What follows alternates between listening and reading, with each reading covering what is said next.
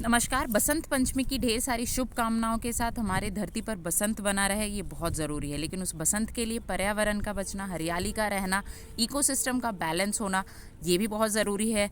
लेकिन हमारी सरकारें, थोड़े टाइम पहले जोशीमठ का वीडियो आपने मेरा देखा ही होगा या ऐसे भी आपको पता ही होगा, और अब बारी है शायद डॉल्फिन के एक्सटिंक्ट होने की, अगर अभी भी हमारी सरकार नहीं चेती। क्योंकि आप सबको पता है कि जो गंगा डॉल्फिन है वो हमारी प्यारी और पूजनीय पवित्र गंगा नदी में पाई जाती हैं, और अगर इसी तरह से गंगा रिवर क्रूज़ कंटिन्यू रहा तो नो डाउट जिस बहुत मुश्किल से जिस डॉल्फिन को बचाने की कोशिश की जा रही थी एनवायरमेंटलिस्ट के द्वारा, वो धीरे धीरे ख़त्म हो जाएंगे और उनका अस्तित्व भी शायद आने वाले टाइम में ना रहे।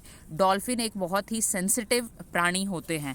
अब ऐसा क्यों हो सकता है, वही मैं आपको बता रही हूँ आज के टॉपिक में। जो गंगा रिवर क्रूज़ है वो आप अच्छी तरह जानते हैं कि टोटल 51 डेज़ का क्रूज़ है, और ये क्रॉस करेगा 27 रिवर क्रॉसिंग सिस्टम को, और जिसका किलोमीटर्स हो जाएगा आपका 3200 किलोमीटर, जो इंडिया से स्टार्ट होके बांग्लादेश ढाका तक आपको पहुँच जाएगा, इसलिए इतना लंबा टाइम है।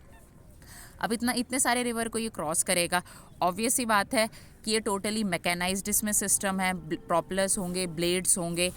तो जाहिर सी बात है कि जो गंगा रिवर जो गहरी हैं और एक ऐसा वाटर सिस्टम प्रोवाइड करती हैं डॉल्फिन को, गहरा और लेस वाटर करंट, मतलब जो लहरें हैं वो धीमी धीमी चलती है। इसीलिए जो वो एरिया कैथी विलेज जो बनारस के पास पड़ता है, डॉल्फिन के लिए बहुत ही सेफ वाटर सिस्टम प्रोवाइड करता है, उनके रहने के लिए, उनके ब्रीडिंग के लिए और सारी चीज़ों के लिए। लेकिन इस क्रूज़ के स्टार्ट होने के बाद ऑब्वियस सी बात है कि वापस से जो ऑलरेडी डॉल्फिन एंडेंजर्ड है वो इसका खतरा मंडरा रहा है कि कहीं वो एंडेंजर्ड से एक्सटिंक्ट ना हो जाए, और ये सब हमको मिलकर ही बचाना है, क्योंकि पब्लिक ही इस चीज़ में कुछ कर सकती है, और कौन कर सकता है ये आप भी जानते हैं।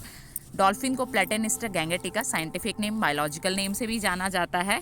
और बेसिकली जो डॉल्फिन्स आपको पता होगा इको लोकेशन, मतलब ऑलमोस्ट ब्लाइंड होती हैं, पूरी तरह से नहीं देख पाती, लेकिन ये इको लोकेशन, जैसे बैट्स भी जो होते हैं चमगादड़, उसी तरह डॉल्फिन इको लोकेशन के थ्रू एक आवाज़ प्रोड्यूस करती हैं और आपस में कांटेक्ट करती हैं। और इसके अलावा अगर मान लीजिए वो इको लोकेशन के थ्रू एक दूसरे से कांटेक्ट कर रहे हैं, और ये यूजुअली जो ग्रुप में शिकार करती हैं, लेकिन जो ये प्रोपेलर साउंड होगा या जो क्रूज़ का साउंड होगा, नीचे ब्लेड्स होंगी, सबसे बड़ी बात है नॉइज़ पॉल्यूशन होगा। दूसरी बात नॉइज़ पॉल्यूशन की वजह से इनको इको लोकेशन पे इफ़ेक्ट करेगा, और दूसरी बात जो इनकी ब्लेड है जो अंडर वाटर होंगी, इसकी वजह से इनके मरने का या इंजरी होने का खतरा बना रहेगा। नेक्स्ट थिंग, नॉइज़ पॉल्यूशन की वजह से जो डॉल्फिन का बिहेवियर है उसमें बहुत बड़ी तब्दीली, जो उनका बिहेवियर पैटर्न है उसमें चेंजेस हो जाएंगे। उनका फीडिंग मैकेनिज़्म, अगर बिहेवियर चेंज होगा, और एनर्जी लॉस क्योंकि ज़्यादा होगी, क्योंकि उनको इन सारे सिचुएशन से लड़ना पड़ेगा। एक इमेजिन करके देखिएगा कि अगर आपके घर में इस तरह की कोई सिचुएशन आ जाए, आपका घर है और आपके घर के अंदर से इस तरह की नाव गुजर रही है, आवाज़ हो रही है, कचरा तो होगा ही, ऑब्वियस सी बात है। जब क्रूज़ पे लोग होंगे तो ऐसा पॉसिबल ही नहीं कि जहाँ इंसान हो वहाँ कचरा ना हो, क्योंकि एक इंसान ही ऐसा प्राणी है जो कचरा बनाता है और फिर उससे धरती को बर्बाद भी करता है। बाकी सारे प्राणी ऐसा कुछ भी नहीं करते हैं, और उसी का कचरा नॉन बायोडिग्रेडेबल होता है, यानी कि जिसको धरती माँ पचा नहीं सकती हैं। तो इसीलिए वो कचरा भी जो होगा डॉल्फिन के लिए या बाकी जो भी एक्वेटिक ऑर्गेनिज्म है उनके लिए बहुत ही हार्मफुल साबित होगा। उसके जो वेसल्स होंगे, जैसे आपके मैकेनाइज्ड वेसल्स हैं, इसके अलावा ब्लेड के साथ एंटेंगल। एक और जानकारी आप लोगों को देना चाहूँगी, चाइना में ऑलरेडी 2006 में डॉल्फिन एक्सटिंक्ट हो चुकी है, इसी वजह से। यात्जू नदी करके है वहाँ पे, आप एक बार सर्च कीजिएगा, और वहाँ भी इस तरह से क्रूज़ और मतलब आपके ट्रांसपोर्ट सिस्टम के लिए इस तरह से रिवर सिस्टम या जहाज़ वगैरह, नाव वगैरह को यूज़ कर रहे थे वो लोग, और जिसकी वजह से डॉल्फिन एक्सटिंक्ट हो गई। क्योंकि मैंने शुरुआत में ही कहा था कि जो डॉल्फिन्स हैं वो बहुत ही सेंसिटिव प्राणी हैं। इसके अलावा फूड के सर्च के लिए भी वो इधर उधर जाती हैं। तो अगर इतनी सारी डिस्टर्बेंस होगी, मैकेनाइज्ड वेसल्स होंगे, कार्गो वेसल्स चलेंगे, क्योंकि अगर क्रूज़ चल रहा है तो ऑब्वियस सी बात है कि उसमें सामान भी पहुंचाना होगा, क्योंकि मैंने आपको बता दिया कि टोटल 51 डेज़ का क्रूज़ है। तो 51 डेज़ तक उसके अंदर जो सामान है, उस तरह से खाने पीने की व्यवस्था या सारी व्यवस्थाएं की जाएंगी, और उन व्यवस्थाओं की वजह से ऑब्वियस सी बात है कि डॉल्फिन पे काफ़ी इफ़ेक्ट पड़ेगा। मतलब आप कह सकते हैं कि जैसे आना जाना, इस नाव का जाना, उस इसको क्या कहते हैं, कार्गो वेसल का आना जाना, ठीक है, तो ये सारा लगा रहेगा। और जिससे, क्योंकि डॉल्फिन को इस केस में ज़्यादा हार्डवर्क करना पड़ेगा, तो ऑब्वियस ही बात है उसका एनर्जी लॉस ज़्यादा होगा और उसके लिए खाने की स्कैर्सिटी भी हो सकती है। तो अगर हम सारे केस देखें तो जो ये क्रूज़ है, जो सो कॉल्ड काफ़ी लोगों को बहुत ही सुंदर लग रहा है और बहुत ही अपनी तरह आकर्षित कर रहा है क्योंकि ग्लैमरस है। एक बार जब मैं भी न्यूज़पेपर मैंने देखा, उसका पिक्चर आया था, इमेज, तो मुझे भी लगा यार, मैंने कहा हाँ अच्छा है काफ़ी।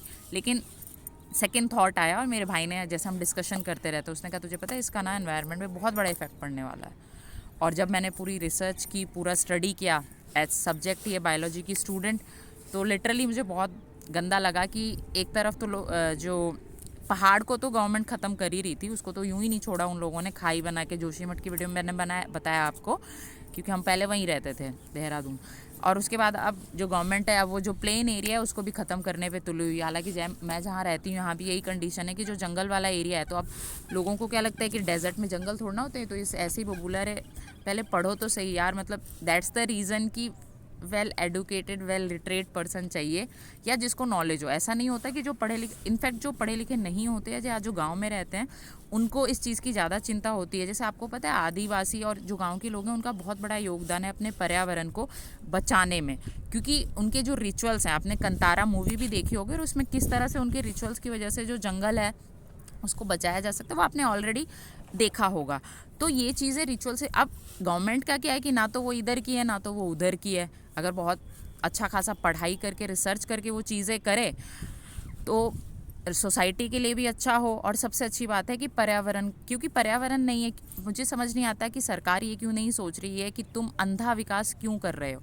आप सस्टेनेबल डेवलपमेंट, बहुत साल हो गए यार ये शब्द आए हुए, लेकिन उनकी डिक्शनरी में शायद ये शब्द ही नहीं है। सस्टेनेबल है ही नहीं, सिर्फ डेवलपमेंट करना है, वो भी ब्लाइंड डेवलपमेंट, ब्लाइंड रेस। तो एनीवेज, मैं इतना कहूँगी, जैसे पिछली बार भी मेरे वीडियो में ये था कि हम सिर्फ, जो पब्लिक है वही गवर्नमेंट को जगा सकती है, क्योंकि वोट हम ही देते हैं, सरकार हम ही लाते हैं। इसका मतलब मैं ये नहीं कह रही हूँ कि इस सरकार ने ऐसा किया है बाकी नहीं करेंगी, क्योंकि सभी के सब पॉलिटिशियंस एक जैसे हैं। इसलिए ज़रूरत है हमें अवेयर होने की, क्योंकि जिस तरह से जोशीमठ के घर खाली किए जा रहे हैं और उनका घर हमेशा के लिए, मतलब आप सोचिए ना कि आप जहाँ पले बड़े, जो आपका पैतृक घर है, सब कुछ आपसे आपके हाथ से जा रहा है और आप कुछ कर नहीं सकते, क्योंकि ये प्रकृति द्वारा एक बदला है, और वो भी सरकार की वजह से और कुछ लोगों की वजह से। तो ऐसी सिचुएशन दूसरी जगह ना आए, इसके लिए हमें अवेयर होना होगा। एंड नो डाउट गवर्नमेंट के कानों तक ये बात जानी चाहिए कि ये क्रूज़ बंद हो, या उसके पहले, सबसे पहले डॉल्फिन को बचाने के लिए सॉल्यूशंस हों, और उसके बाद इस तरह की कोई चीज़ें हैं जो सस्टेनेबल हो। तो ये आप और हम ही कर सकते हैं। इस वीडियो को इसलिए शेयर मत कीजिएगा, ये सोचकर शेयर मत कीजिएगा कि मेरे लाइक बढ़ेंगे या मेरे ऐसा, प्लीज़ ऐसा सोच के मैं कभी वीडियो नहीं बनाती हूँ।